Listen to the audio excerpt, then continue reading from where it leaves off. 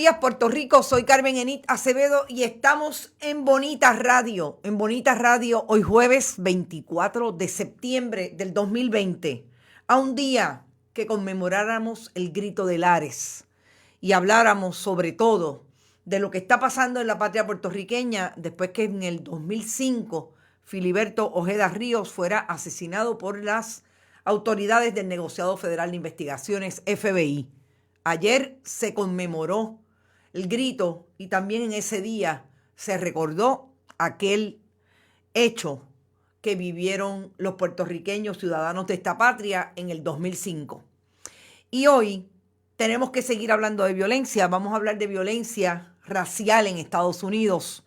Lo que pasó ayer con un gran jurado en Kentucky, Louisville, sobre el asesinato de Breonna Taylor, precisamente a manos de la policía.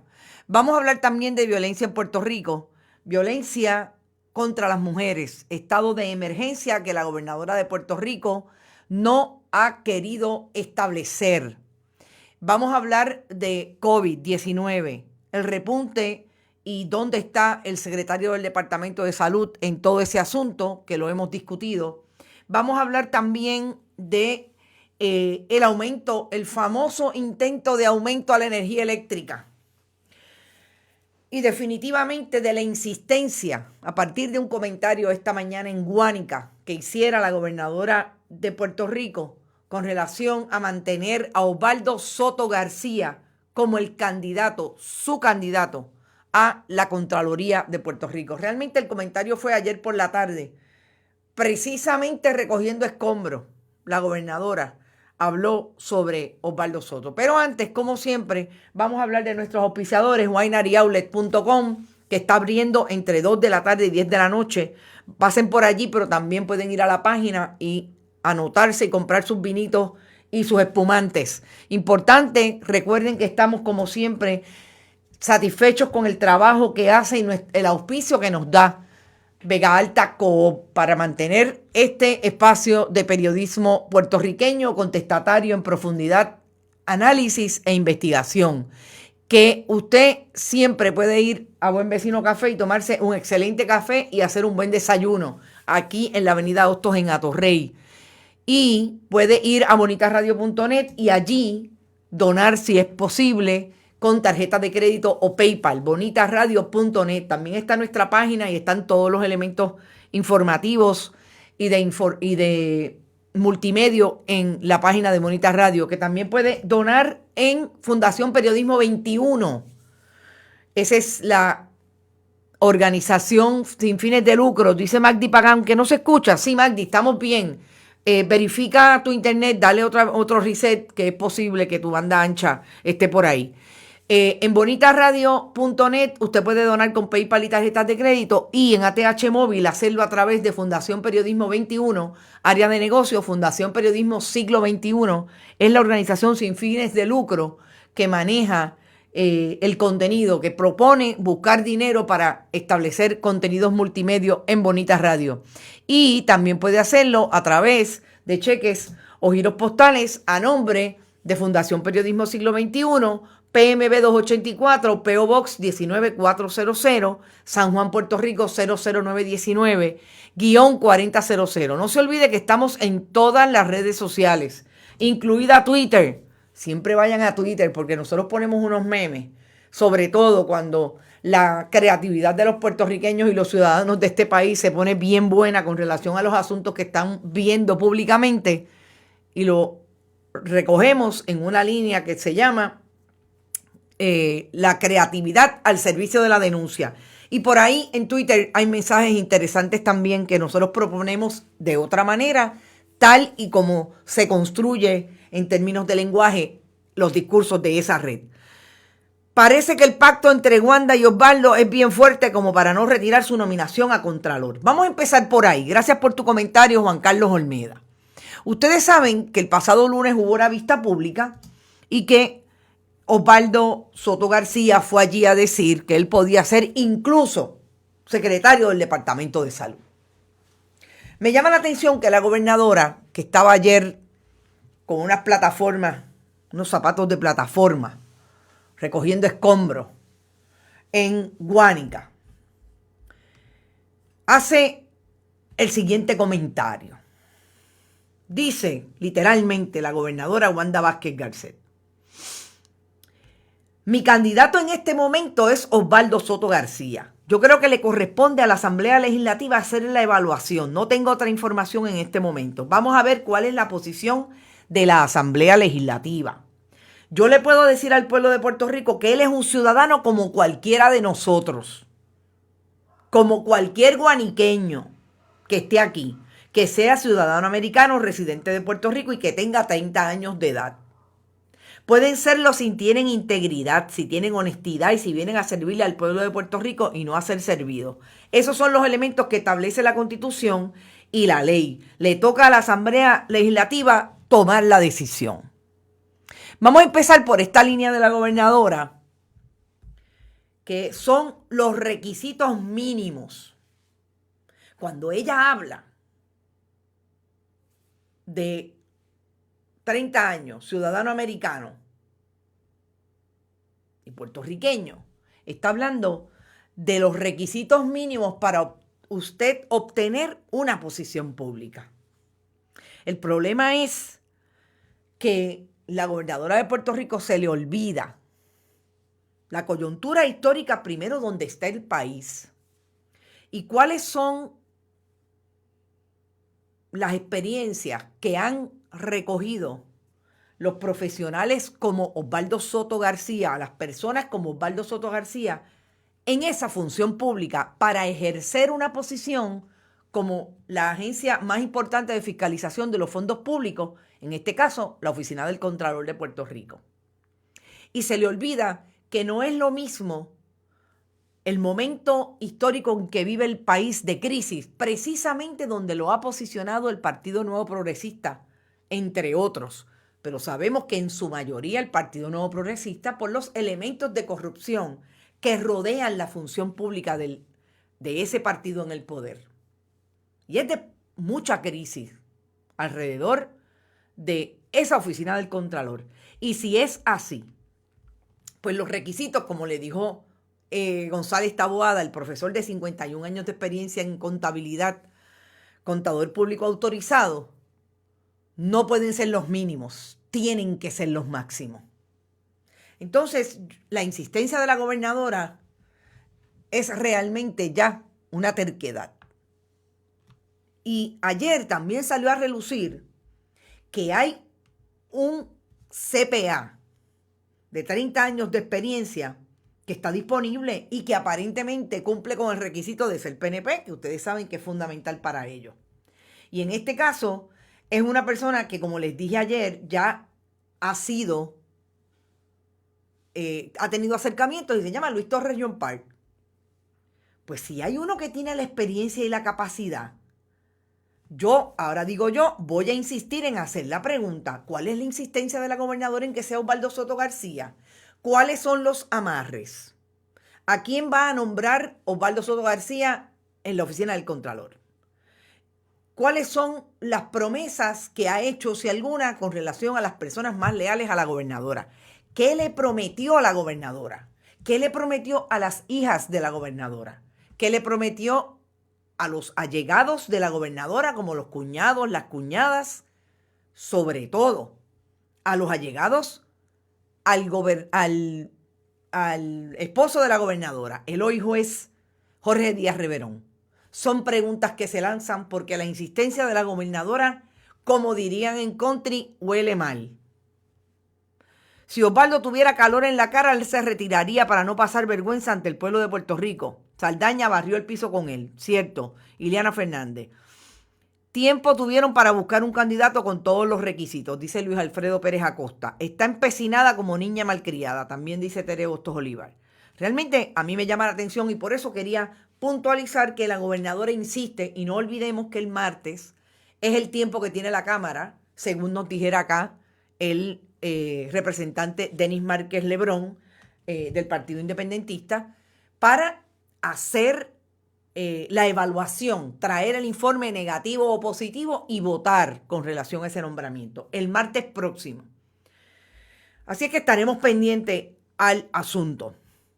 Breve, pero puntual, porque no quiero dejar el tema del COVID, lo que ha pasado, si va a haber o no va a haber alguna posición de parte del secretario de Salud, como había adelantado la semana pasada y a principios de esta, de que era posible establecer un lockdown, un cierre como el parecido a la primera etapa de la pandemia en marzo, por el repunte que está teniendo el COVID.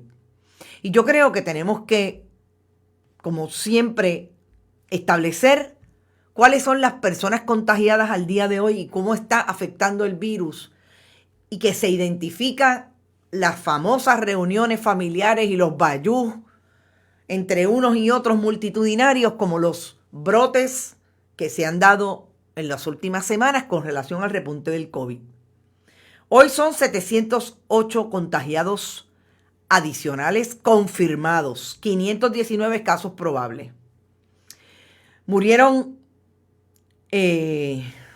increíble, 9 personas confirmadas con relación al COVID. Una mujer de 51 años de Ponce, un hombre de 73 en esa región igualmente, hombre de 52 en Bayamón, una mujer de 82 en la región metro, una mujer de 66 en la región de Caguas, 82, una mujer de 82 y otra de 72 en la región metro y un hombre de 56 en la región de Caguas. Se reportó una muerte probable que corresponde a una mujer de 89 en Ponce. El total ajustado fue de 20 con relación a los números en otros momentos. Y como dije, se registraron 519 casos probables adicionales. Hay hospitalizadas 364 personas, de las cuales 65 están en intensivo. Una de ellas es un paciente pediátrico y 33 personas en ventilador. Yo he querido insistir en cómo está afectando esto a nuestra población para insistir en el quédate en casa y sobre todo en ver de qué manera el gobierno de Puerto Rico, o por lo menos traer, que no podemos perder de perspectiva que el gobierno de Puerto Rico, aparentemente la gobernadora, dejó en manos de cada persona y del secretario de Salud los asuntos del COVID. Pero ayer parece que le llamó la atención y ya el secretario recogió vela, porque la economía también, los diferentes representantes de la economía salieron estableciendo que un cierre total sería una crisis adicional y un impacto adicional en la economía. El problema es que mientras no haya coherencia en el mensaje, mientras no haya un plan que una pueda decir, estamos claros de por dónde estamos, y yo creo que han mejorado con relación a la identificación de los brotes. Me parece que eso es así porque el estudio o el trabajo que están haciendo desde los rastreos de contagios municipales, por lo menos nos pueden decir que han habido brotes y dónde están los brotes, y los brotes siguen siendo en unidades familiares con las benditas fiestas, por no decir otra cosa. Las edades de las fatalidades siguen cambiando, sí. Siempre se está viendo una que otra persona menor de 50 años, pero casi todas mayores de 50 años. Quieren salvar las pensiones dejándonos morir. Wow, dice Carlos Pagán. Carlos, yo no puedo creer que sea concertado. Yo creo que ha habido precisamente mucho mal manejo de la pandemia para poder hacer un control después del 11 de noviembre, cuando se descontroló gracias a la presión que le metió a la candidata entonces primarista Wanda Vázquez Garcet, hoy gobernadora sucesoral. Y desde ahí vienen estos decesos, definitivamente. Concertado, pues no creo. Yo creo que de verdad hay mucho de esto, de la incapacidad, de la mediocridad y de no hacer un proyecto que tenga coherencia desde el día 1. Pero obviamente la gobernadora se quiere limpiar de polvo y paja y dice que cada puertorriqueño tiene en sus manos el lockdown. Yo realmente creo que nosotros también obviamente tenemos que, la ciudadanía tiene que establecer un plan individual y tiene una responsabilidad. El problema es que los modelajes del gobierno de Puerto Rico han sido nefastos con relación al manejo de la seguridad personal en esta pandemia.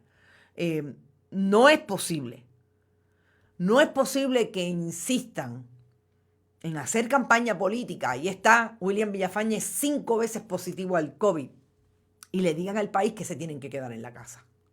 Es que todas esas cosas me parece que son las contradicciones que estamos viendo. Pero una pregunta, ¿ahora nadie muere del corazón u otra condición? Claro, Marisa Claudio, claro que sí que los hay. Y tengo que decir que tengo personas allegadas que han muerto de otras condiciones. De hecho, no tengo ninguna persona allegada que haya muerto de COVID. Sí, de otras condiciones, como las que tú estás diciendo. Pero yo me cuestiono si también pueden estar relacionadas porque este empuje es bien fuerte. No solamente el empuje de una crisis que venimos arrastrando social, política y económica hace por lo menos 15 años, sino el momento del COVID y la presión que le ha puesto a todo el mundo en todos esos órdenes. Y ahí está en efecto la gente muy joven que está muriendo de enfermedades cardíacas, etcétera, de improntum. Yo estuve en la sala de emergencia el otro día en un hospital cercano y vi a un joven de 32 años con un ataque de ansiedad. Estamos hablando de gente muy joven. Los momentos están difíciles y yo creo que vale la pena pasar un poco la mirada y hacer el análisis de dónde estamos en términos de nuestra salud mental y cómo podemos aumentar la capacidad de tener una calidad de vida en un momento tan crítico como el que estamos viviendo. Los científicos tienen un plan, pero el gobierno es tan mediocre que ni pruebas hacen suficientes, ventiladores, no se sabe qué pasó, etcétera. Rosa, por eso yo dije ayer que me parecía que era una buena noticia esa comisión que se creó ayer con esos diferentes científicos, con un componente, obviamente tiene que haber un componente del Departamento de Salud, pero del Fideicomiso de Ciencia, la Universidad de Yale, FDA, etcétera, precisamente para bregar con las pruebas diagnósticas. Y son de esas informaciones que tenemos que seguirle dando seguimiento. Yo aquí siempre trato de tener por lo menos cada 2 semanas a uno de los científicos del Fideicomiso y lo voy a hacer precisamente porque me parece que tenemos que insistir en cómo es que estos equipos se forman y son los científicos los que cogen el control. Pero tiene que haber un elemento gubernamental porque la política pública se establece desde el gobierno. Saludos desde Orlando, dice Miguel Ambert. Bueno, seguimos en los análisis e información. Estoy tratando de ver si consigo, voy a esperar a las 11:30, hablé con ella y quiero ver de qué manera podemos tener a una de las representantes de la colectiva feminista para hablar un poco del estado de emergencia. Van a empezar nuevamente las diferentes manifestaciones, tratando de que el gobierno de Wanda Vázquez Garcet, de Lercy Boria como procuradora de las mujeres, haga algo con relación a la violencia machista. Y quiero hablar con una de las representantes, voy a esperar a las 11:30 para hablar de ese tema. Pero vamos al tema de que en efecto habría una posibilidad de que la Autoridad de Energía Eléctrica aumente el costo de la energía. Cuando empezó el comentario que el negociado de energía, ese nuevo ente, empezó entonces a pasarle la papa caliente a la autoridad, y no que no soy yo, que es la autoridad. Realmente uno no puede creer que, primero, a 40 días de las elecciones, un gobierno esté hablando de aumentar uno de los servicios básicos. Porque eso, tradicionalmente, históricamente, no se hace.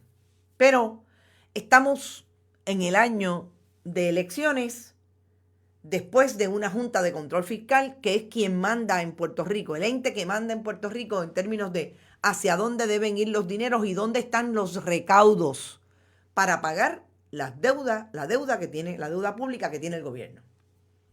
Así que está planteado. Claro, ya empezaron a recular, como dirían en country. Porque en este momento se le va la vida. Claro, a la gobernadora no creo que le importe mucho porque ella no está corriendo.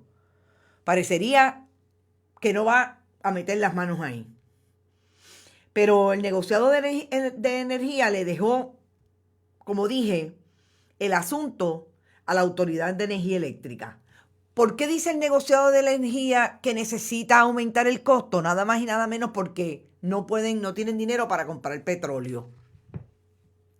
Y uno se cuestiona, pero venga acá, estos no eran los que hablaban de buscar maneras, métodos alternos y renovables precisamente para sacarnos de la dependencia del petróleo. Y ahora insisten en que van a seguir comprando petróleo.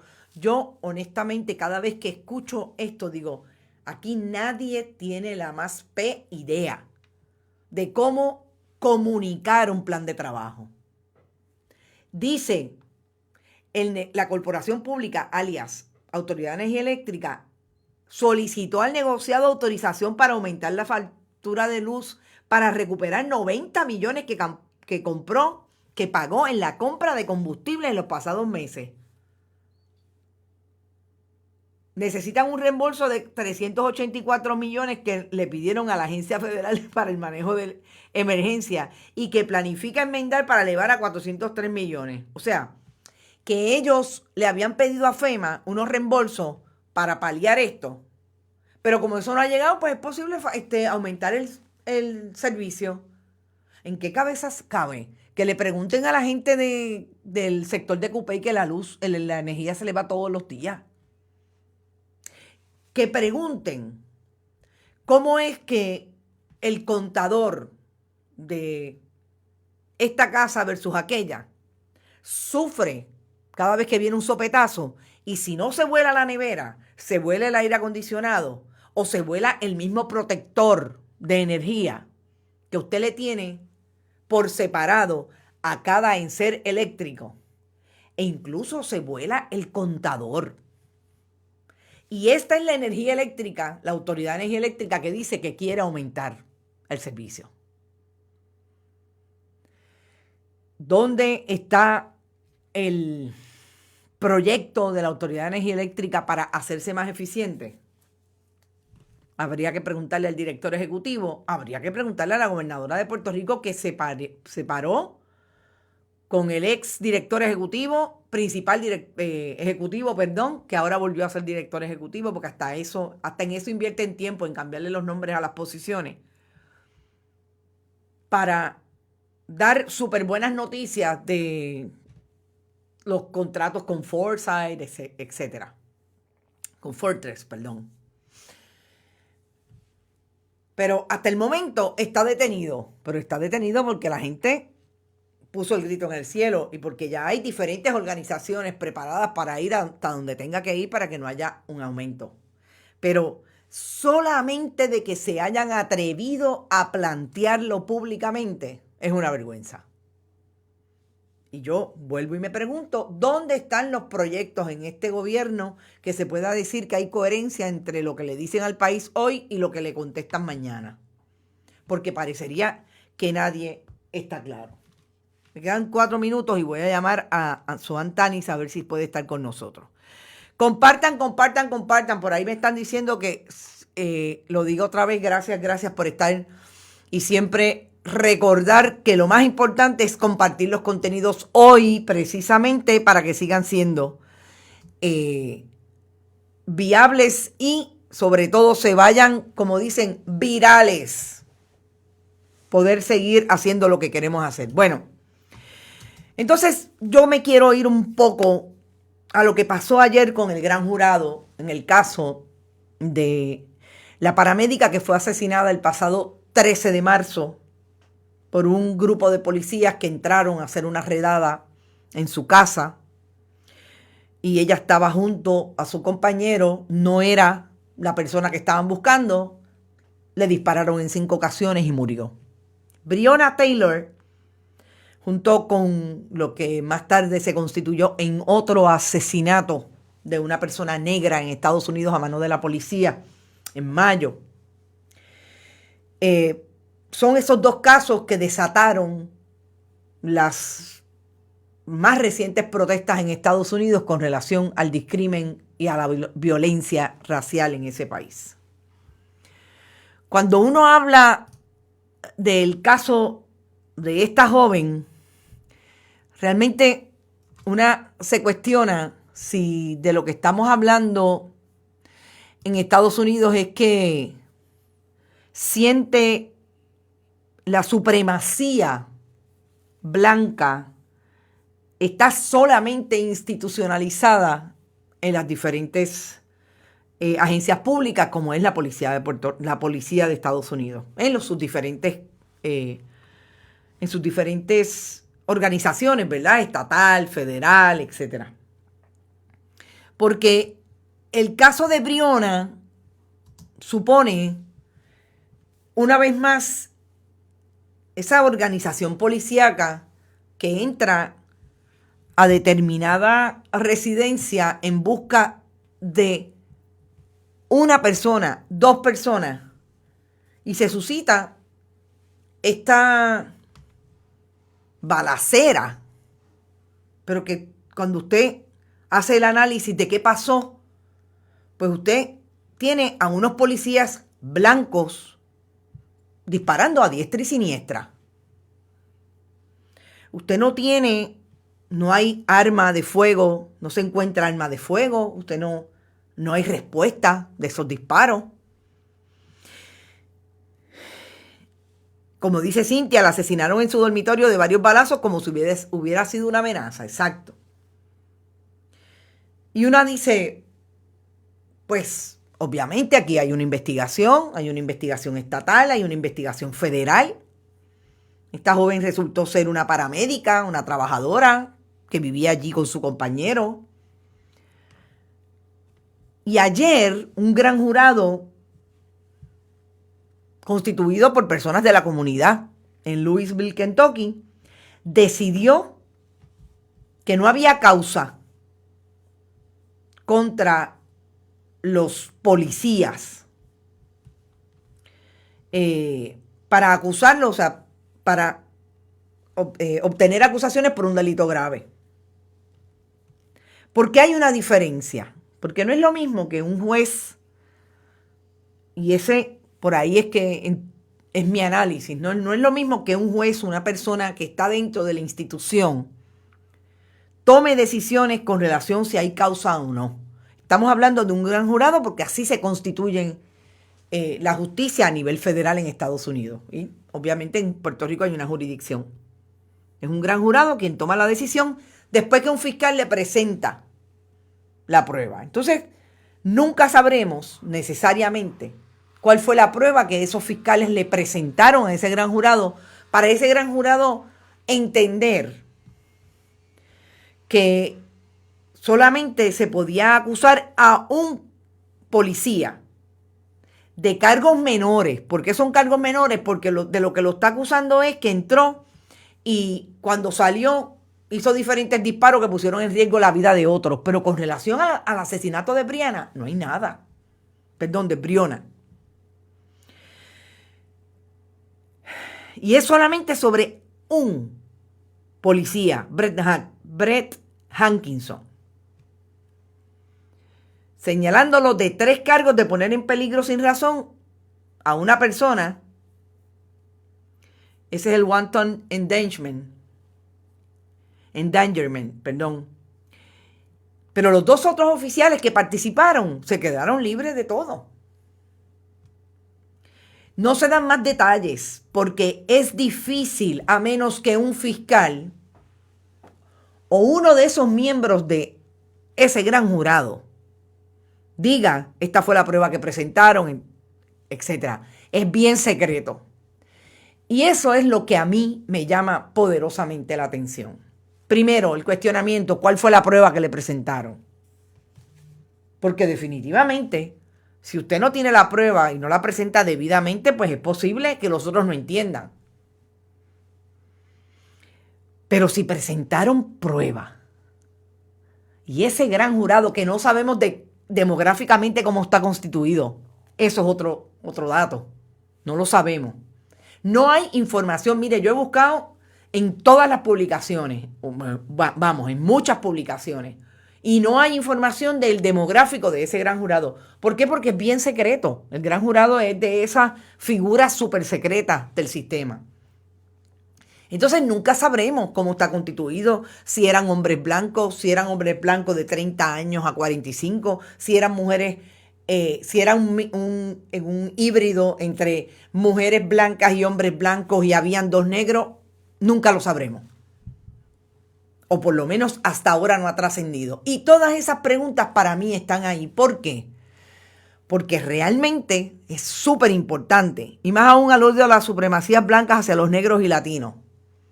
Es súper importante porque estamos hablando de gente de la comunidad.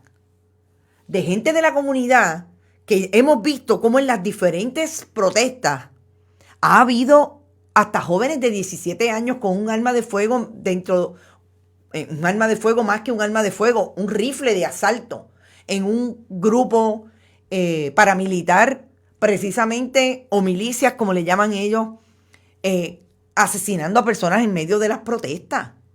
De eso es lo que estamos hablando en Estados Unidos. Cada vez se pone más ahí, cada vez se visibiliza más lo que yo llamo en efecto una nación racista. Y ahora lo vemos en el caso de ese gran jurado. Por eso es que es cuestionable. ¿Fue el gran jurado? ¿Fue un problema de la presentación de la prueba? ¿Se trajo la prueba y ese gran jurado sencillamente le dio largas y dijo no, solamente a este porque disparó afuera? Oiga, estamos hablando de un grupo de policías que entraron a un apartamento, estaban en la habitación, dispararon 5 veces contra esta mujer, la mataron. Y nadie encuentra que ahí hay, en efecto, mínimo negligencia a 2 de los policías. A uno de ellos solamente que disparó de más. O sea, está bien difícil y yo creo que hay que mirarlo. Yo creo que sobre todo esa diáspora que está allí en Estados Unidos, seguir insistiendo en los niveles de educación, en dónde estamos, en las protecciones que obviamente tenemos que tener, porque los elementos institucionales del racismo y el discrimen en Estados Unidos están a niveles insospechados en este momento. Obviamente con la gasolina que le da un presidente discriminatorio que es contra todas las minorías, sobre todo contra todas las mayorías, como pueden constituirse ahora las mayorías latinoamericanas en muchas partes de Estados Unidos. Y ya vemos cómo el discurso público y el discurso oficialista del Partido Republicano y del presidente Trump es ese. El FBI había advertido a Obama que supremacistas estaban infiltrando fuerzas policiales. Entre eso y las llamas avivadas por Trump era obvio, eso se daría la cacería. No lo dudo, porque es demasiado. O sea, parecería que hay uno en cada esquina. Así es, una lástima ver las noticias aquí en Florida. Los latinos hasta en las pruebas de COVID te ponen como latino. Este joven disparó. Trump dice que ese niño se estaba defendiendo. Sí, disparó a mansalva. Mató 2 personas mató a una persona y hirió a 2. ¿Qué más? Así es, correcto. Y la ambulancia que llamaron los paramédicos, a quien primero atendieron, fue al policía herido en el muslo y a Breonna la dejaron 5 minutos sin atención. ¿Sí? Y el discurso de la policía en contra de los negros y de las minorías es brutal. Así que me parece que era importante que tocáramos un poco el asunto de Breonna. Voy a tratar de llamar a Zoan Tanis a ver si podemos hablar con ella sobre colectiva feminista y lo que va a pasar con relación a la violencia y el estado de emergencia. Le estoy llamando y no lo coge, así que me imagino es que no ha podido terminar. Ellas están un poco transitando los medios de comunicación precisamente para hablar cuáles son las alternativas que tienen No me contesta. Vamos a ver si me contesta antes de que terminemos el programa. Y saldrán libres y seguirán matando inocentes negros, jóvenes y niños, dice Irma Caballero. Vean el caso de los 2 niños autistas que unos policías hirieron a uno y asesinaron al otro.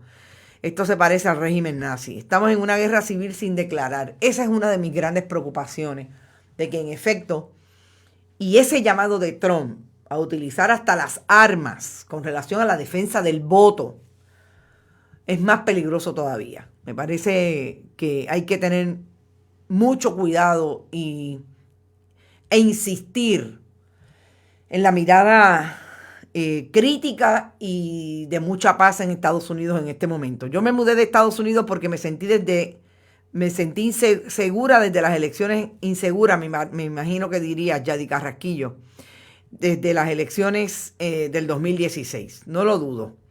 Bueno, y entonces, con relación, no conseguimos a Swan, vamos a ver si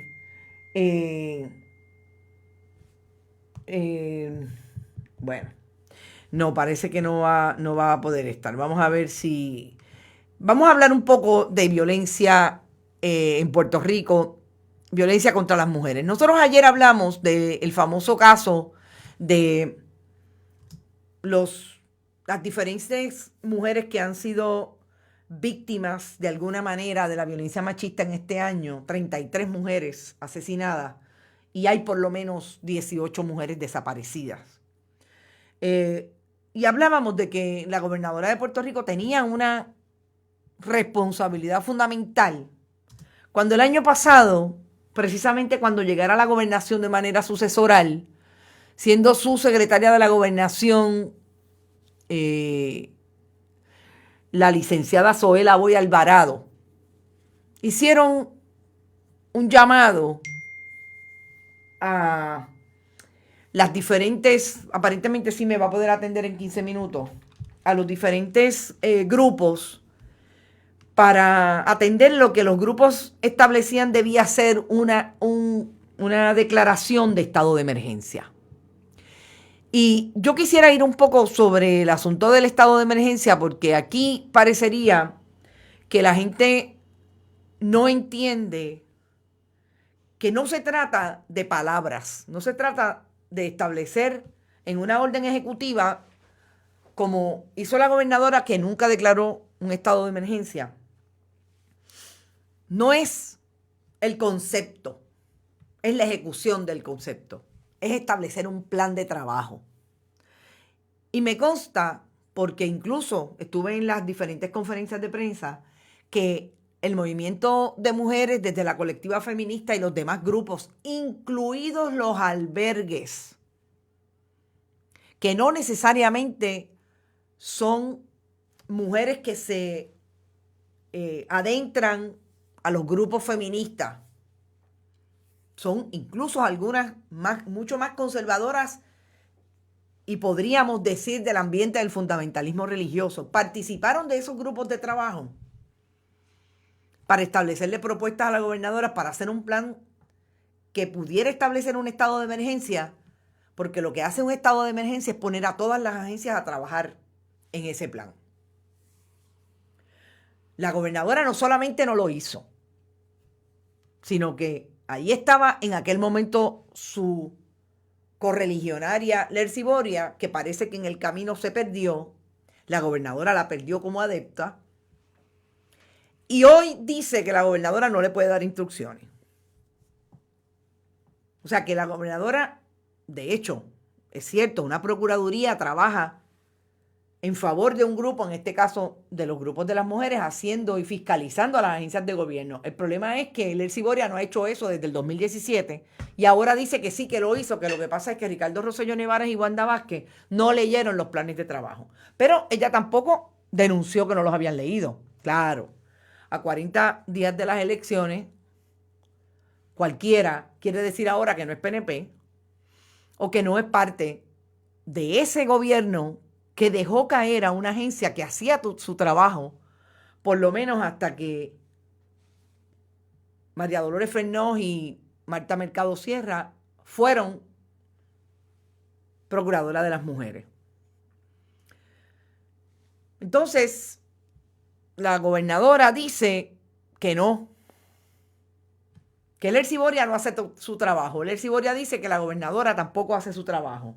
Y en el medio de eso, siguen matando mujeres, sigue habiendo violencia machista precisamente en contra de las mujeres y no hay nadie que establezca, más allá de los grupos de base, de los grupos que le dan servicio a las mujeres víctimas, llamando la atención de que hay un problema serio, de que la pandemia lo complica, la mayor parte de estas mujeres está siendo víctima, sigue siendo víctima y ahora con más crisis porque el encerramiento provoca esa crisis adicional con relación a la violencia, etcétera, etcétera. Pues entonces, ¿qué le queda a los diferentes grupos? Tirarse a la calle, hacer lo que saben hacer, que es denunciar, que es plantearle al país que necesitamos un proyecto educativo de una vez y por todas, un plan de trabajo articulado entre todas las agencias, que salga del gobierno de Puerto Rico, que incluya a todas las agencias, desde las que intervienen con los niveles de justicia, las que intervienen con las víctimas, las que proveen servicios, las que proveen servicios intrafamiliares, en el caso de las mujeres que están siendo víctimas, que están constituidas en un grupo familiar. O sea, un proyecto integrado. Pero aquí no hay nadie que establezca que eso es necesario desde el gobierno. Pues lo van a tener que hacer, como siempre las mujeres. La colectiva ha dicho esta mañana que en efecto va a haber una marcha hacia Fortaleza, por lo menos un movimiento hacia Fortaleza para poder establecer vivas nos queremos, las tumbas son para el patriarcado. Y sale a las 6:30 de la tarde del próximo lunes del cementerio Santa Magdalena de Paxis hacia la Fortaleza. No olvidemos que el año pasado, cuando la colectiva y otros grupos, la Juntilla, también se organizaron y precisamente hicieron esta expresión performática frente a la Fortaleza. Emergencia. Eran cuerpos desnudos de las musas, que las musas son parte de una expresión creativa de denuncia que hace la Juntilla desde el 2009, cuando era procuradora de las mujeres, una ex jueza que participó como procuradora de las mujeres en aquel momento, nombrada por Luis Fortuño, y nunca vamos a olvidar que no tenía idea de cómo manejar las diferentes expresiones que estaban haciendo las mujeres, precisamente porque se estaba desmantelando la oficina de la procuradora, y las musas fue ese proyecto que se hizo y con el tiempo lo han venido repitiendo. Yo creo que Wanda y Lercy son responsables de los 34 feminicidios en Puerto Rico, dice Sara Benítez Delgado. Esa es la expresión de los movimientos de mujeres, y yo creo que la inacción y la negligencia del gobierno de Puerto Rico relacionado al tema de la violencia machista las pone a estas representantes de ese gobierno definitivamente como responsables de lo que está sucediendo y de que todos los días escuchemos. Por ejemplo, y me está contestando la licenciada Tanis, y voy a llamarla porque me parece que es importante que podamos hablar con ella sobre esto, sobre todo, ¿cuál es su planteamiento? ¿Cuál es el planteamiento? Sí, buenos días, estás en el aire, me quedan unos minutos y le decía a los internautas de Bonitas Radio que me parece importante que nos diga la colectiva. En este momento, Lercy Boria dice que la culpa es de Wanda Vázquez, y Wanda Vázquez dice que la culpa es de Lercy Boria. El problema es que han habido 34 feminicidios en Puerto Rico en este año, y hay por lo menos 18 mujeres desaparecidas. La responsabilidad es de quién de que no se haya establecido un estado de emergencia de violencia machista en Puerto Rico, licenciada. Yo creo que ambas tienen una responsabilidad en cuanto a eso. Nosotros llevamos desde el 2018 junto a otras organizaciones reuniéndonos tanto con la gobernadora Wanda Vázquez como con Lercy Boria. Y aquí, ¿verdad? Los reclamos han sido varios. Que el gobierno no está cumpliendo con las leyes y protocolos, que hay un desbarajuste en cómo se trabajan estos casos y estas querellas en la policía, en la rama judicial. Y por otro lado, algo que también hemos señalado es que la Procuradora de las Mujeres, a pesar de tener una función bien específica de fiscalizar a las agencias, de multarlas si no están haciendo el trabajo que les toca para bregar con esta situación, tampoco lo estaba haciendo. Así que yo creo que la responsabilidad es de ambas. Lo que sí, ¿verdad? Puedo señalar es que me sorprende y me agrada que por fin la Procuradora de las Mujeres haya, ¿verdad?, comprendido esto y entonces haya hecho las expresiones también de que le ha hecho requerimiento de información a las agencias, de que les va a multar si no están cumpliendo, ¿verdad?, con los protocolos que tienen que cumplir, aunque eso es algo que debió haber hecho hace 2 años o más, pero hace 2 años, ¿verdad?, lo venimos señalando. Así que ambas tienen responsabilidad en este asunto. A mí me llama la atención precisamente que a 40 días de las elecciones, Lercy Boria, que parecería que ahora no la nombró Ricardo Rosselló Nevares, parecería que ahora ninguno abraza la ideología política del partido que las llevó a donde están, porque ambas llegan por de la mano de un partido político que se constituye en gobierno. Me llama la atención que ahora, pues la culpa es huérfana, como dice uno de nuestros internautas, pero además saquen a relucir todo eso que se sabe desde que está instituida como Procuraduría, esa oficina. Se supone que es fiscalizar a las agencias, fiscalizar el trabajo que se hace con relación a los servicios que se le tienen que dar a las mujeres a nivel del gobierno. Ustedes van a marchar el próximo lunes. ¿Ha habido algún acercamiento de parte del gobierno, incluida la propia Procuradora de las Mujeres, para llevar esta denuncia y de una vez y por todas establecer el estado de emergencia? No ha habido ningún acercamiento y me parece importante resaltar que la última reunión que tuvimos a partir de propuestas que nosotras presentamos con la gobernadora y con Lercy Boria fue el pasado mes de diciembre. Okay. Desde esa fecha en que varias organizaciones presentamos propuestas, ¿verdad? Nosotras presentamos unas propuestas junto al Movimiento Amplio de Mujeres y otras organizaciones, y esas propuestas no fueron consideradas de ninguna manera y a nosotros no se nos ha citado ninguna otra reunión ni ha habido ningún acercamiento. Y también, de hecho, nosotros tuvimos una reunión aparte con Lercy Boria en noviembre del 2018 donde hizo un compromiso de ser mediadora entre, ¿verdad?, el gobierno y las organizaciones para facilitar, ¿verdad?, que estas propuestas se viabilizaran, que muchas de ellas, porque ahora el argumento también es que no hay chavos para bregar las propuestas, sí, pero muchas de estas propuestas no requieren que se asignen nuevos fondos. Y eso también, ¿verdad?, es algo que han estado continuamente ambas diciendo, pero es un subterfugio más, porque muchas de esas propuestas no requieren ninguna nueva asignación de fondos. Así que nosotras vamos, como decía, vamos a marchar este lunes a las 6:30 desde el cementerio del Viejo San Juan hasta Fortaleza. Redoblamos esa exigencia de que se declare el estado de emergencia y aprovechamos que se está visibilizando, ¿verdad?, a través de los medios, algo que también venimos diciendo hace 2 años, que hay un montón de mujeres y niñas desaparecidas en el país.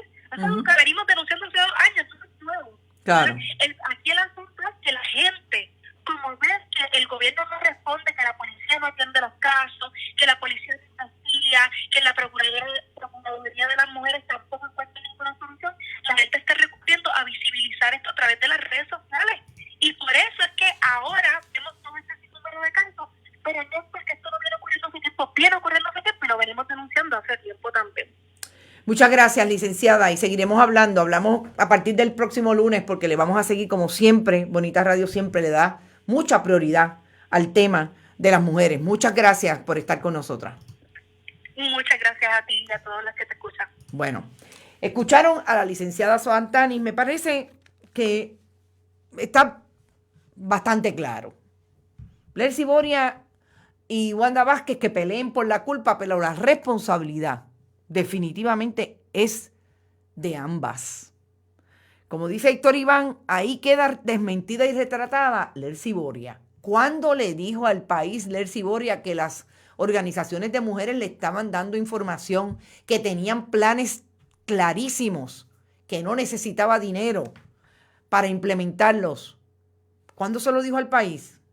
No. Desde el 2019 que se reunió con la gobernadora, que salió porque no quería hablar del estado de emergencia, porque la vi yo salir corriendo en aquel momento de la conferencia de prensa, no había salido nada más. Ahora, a 40 días de las elecciones, ¿qué estarán buscando? Hay que preguntarle a ella y hay que preguntarle a Osvaldo Soto. Yo me tengo que ir. Ya Rodrigo Otero Goico viene por ahí con los deportes y no se olvide que más de una milla, Bonita Radio, Rodrigo Otero Goico, después que salga de este programa, está con ustedes. Como siempre, de wineryoutlet.com. La improcuradora, dice Tere Hostos Olivar, qué bueno está eso. Vega Alta Coop, siempre con nosotros, definitivamente, en Buen Vecino Café. Pueden ir a desayunar allí. Ya yo a desayunar y almorzar también. Ya yo desayuné, casi almorcé, pero allí pueden ir aquí en Atorrey. Recuerden que nos pueden aportar a través de PayPal y tarjetas de crédito, bonitasradio.net. También pueden hacerlo a través de Fundación Periodismo 21 en el área de negocios. Y cheques o giros postales a nombre de Fundación Periodismo Siglo XXI, PMB 284, PO Box 19400, San Juan, Puerto Rico 00919-4000. Que como siempre les digo, estamos en todas las redes sociales, Twitter, Instagram, nuestros podcasts, iVoox, iTunes, Spotify. Allí están los podcasts que puede escucharlo incluso de ruta al trabajo. Lo más importante, recuerden, estamos siempre queriendo hacer lo que entendemos, sabemos hacer, que es periodismo contestatario en profundidad, periodismo que le vaya a la médula de todo lo que está ocurriendo en Puerto Rico y en el mundo, precisamente desde las preguntas y la responsabilidad que tenemos con nuestra audiencia. A nuestros internautas, gracias siempre por estar ahí. Y como siempre les digo, no se olviden que lo más importante es estar a tiempo. Hoy a las 5 de la tarde estamos en ¿Qué Palo es Noticia? Y nosotros seguimos hasta esta tarde a las 5. Buen provecho y que la pasen bien.